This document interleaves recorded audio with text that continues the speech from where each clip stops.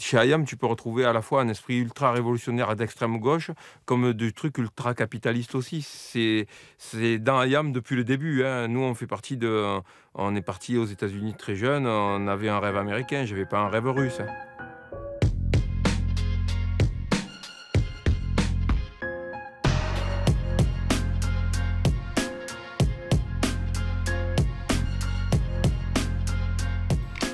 C'est la folie, le rap. C'est l'explosion, je veux dire, tout le monde mange du rap à l'heure actuelle. L'important, c'est pas la chute. Le but de tout rappeur, même s'il y en a qui vont dire le contraire ou quoi, c'est de sortir un disque de toutes les façons.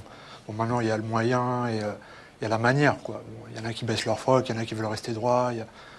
C'est une question de point de vue, quoi. Mais bon, le vrai truc, c'est ça. On était un peu parano autour de cette question de la compromission, tu vois. Ceux qui rappaient un peu autre chose que l'urgence dans laquelle on vivait, étaient des gens qui avaient cédé au système et qui n'accomplissaient pas la mission pour laquelle on était là, nous les rappeurs. C'est fini l'époque où on baisse la tête et on dit oui patron, maintenant on sait écrire, on sait lire, on sait parler, donc on a des arguments à défendre, on les avance. On a envie que ces arguments soient médiatisés. Il y en a, ils parlent de choses, c'est gay, mais il y a aussi l'autre côté des choses. Il n'y a plus d'espoir au niveau scolaire. Mais moi, ce que je dis... L'éducation de redresser tout ça. Voilà. Déjà, on n'est pas compétent pour ça. Nous, notre rôle, c'est de rapper. Et il y en a une vision, voilà, des choses, exactement. On n'est pas des messagers, non. On n'est pas des messagers, on est surtout pas des assistants sociaux.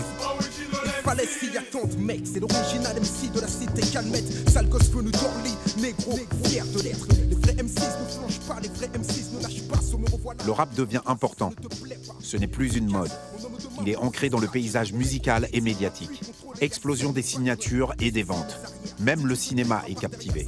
Le domaine des luttes s'est déplacé dans les banlieues. Le rap en est la bande-son. On a toujours voulu que le hip-hop ça soit reconnu, mais en même temps que ça reste underground, quoi. Donc, toujours une espèce de schizophrénie comme ça par rapport à ça, quoi. Avec les médias, par exemple, on a souvent l'impression que vous jouez deux rôles, c'est-à-dire à la fois, s'ils ne vous reproduisent pas, alors ils ne font pas leur métier, s'ils vous reproduisent, ils vous déforment. Est-ce que vous ne les manipulez pas assez savamment? Non, c'est eux qui sont savants dans l'art de manipuler. Il y a 15 morceaux dans mon album, il y en a 9 où j'ai un propos qui est incisif, il y en a 4 où je suis un peu plus détendu, et il y en a un, je l'ai écrit un jour où je suis de bonne humeur. Vous croyez qu'ils vont jouer lequel? Très très vite, les groupes de rap ont été inclus dans l'industrie du disque. Et d'ailleurs, la plupart des acteurs, quels qu'ils soient, même les plus grands, soi-disant, vénères ou rebelles ou je ne sais quoi, avaient de toute façon pour modèle d'être des acteurs de la société du spectacle, rien de plus. Maintenant, les gens se rendent compte que le rap, il s'installe comme le rock, en fait. C'est la même chose que le rock il y a 10 ans, en 80. Sauf qu'en 90, c'est le rap.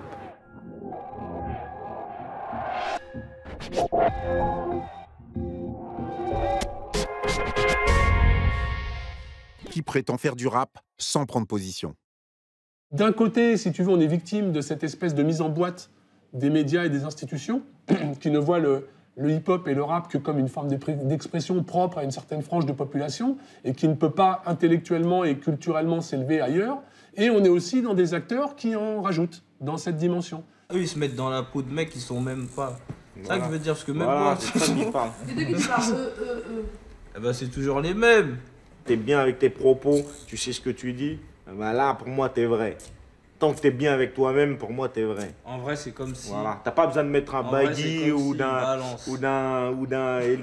Eli, comment on appelle ça? Eli Hansen pour être un bon rappeur. En tout cas, ils ont des morceaux calibrés pour M6.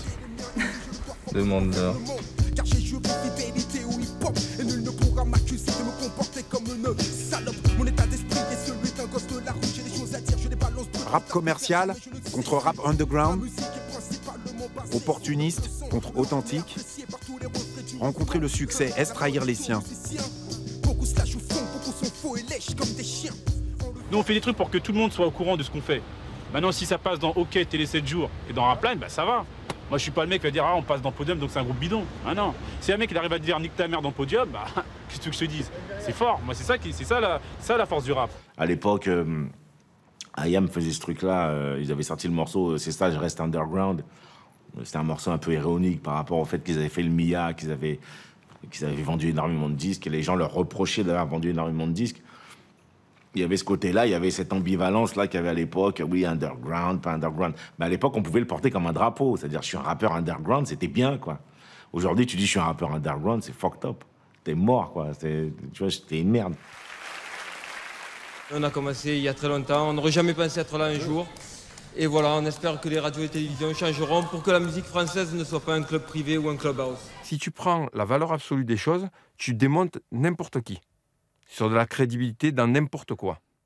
C'est de la rhétorique. En même temps, on n'a jamais été en recherche de crédibilité. Franchement, c'est pas des questions qu'on s'est posées. On était sûr de nous, on savait où on voulait aller, on savait comment on voulait que notre musique sonne.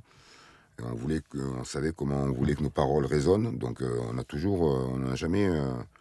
on ne s'est jamais soucié de savoir si on était crédible ou pas. Raconter la vie des quartiers, la fameuse expression CNN du ghetto, je sais même pas d'où elle vient.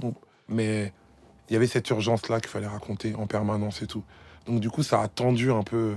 Ça vient de l'extérieur, mais ça vient aussi même de nous-mêmes, tu vois. Je dis pas c'est une mauvaise chose. C'était la mentalité de l'époque et ça a permis de forger le rap pour que les bases soient solides. C'est peut-être pour ça qu'on n'a pas été une mode et qu'on est devenu une musique pérenne. Mais j'avoue, au début, on était très dur, même envers nous-mêmes, en fait.